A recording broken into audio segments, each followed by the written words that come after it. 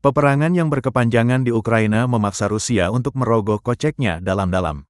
Mantan bankir investasi di Bank of America dan Morgan Stanley, Craig Kennedy, dalam buletin Navigating Rusia miliknya mengatakan, lebih dari 70% pinjaman perusahaan di Rusia sejak 2022 telah diberikan kepada sektor-sektor yang terlibat dalam perang. Namun kini angka tersebut meningkat hingga setara dengan 100% dana pertahanan Rusia.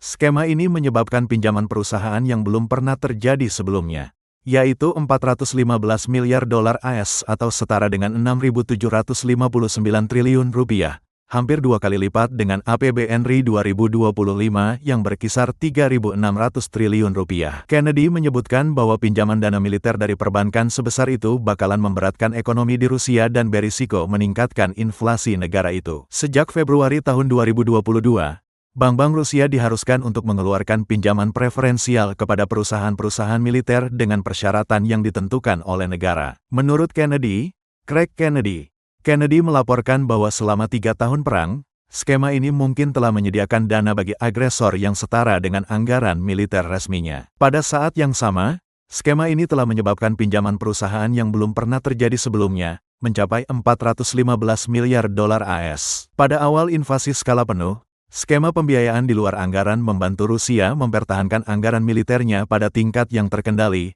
sehingga menyesatkan para pakar internasional dengan meyakini bahwa negara tersebut tidak menghadapi masalah keuangan dalam mendanai perang. Namun, Kennedy mengatakan ketergantungan Rusia saat ini pada pembiayaan di luar anggaran menciptakan masalah, mendorong inflasi dan kenaikan suku bunga. Sekarang skema tersebut berisiko memicu krisis sistemik karena suku bunga yang sangat tinggi, masalah likuiditas dan cadangan di bank, dan mekanisme transmisi moneter yang sangat terganggu.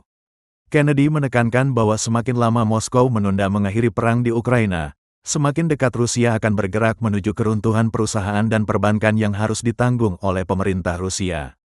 Kesulitan-kesulitan ini juga dapat menyebabkan penurunan PDB. Kennedy berpendapat bahwa sumber daya barat dapat melampaui kapasitas Rusia untuk mempertahankan perang yang melelahkan melawan Ukraina. Ia menyerukan dukungan berkelanjutan untuk Ukraina dan sanksi yang lebih keras, dan menolak gagasan tentang pencabutan sanksi sebagai imbalan atas gencatan senjata. Kennedy menyebutkan, sanksi terhadap Rusia, dikombinasikan dengan korupsi yang meluas, kekurangan tenaga kerja, biaya perang di Ukraina, dan inefisiensi industri pertahanannya, melemahkan kemampuan Federasi Rusia untuk mempertahankan sektor pertahanan dan stabilitas ekonominya.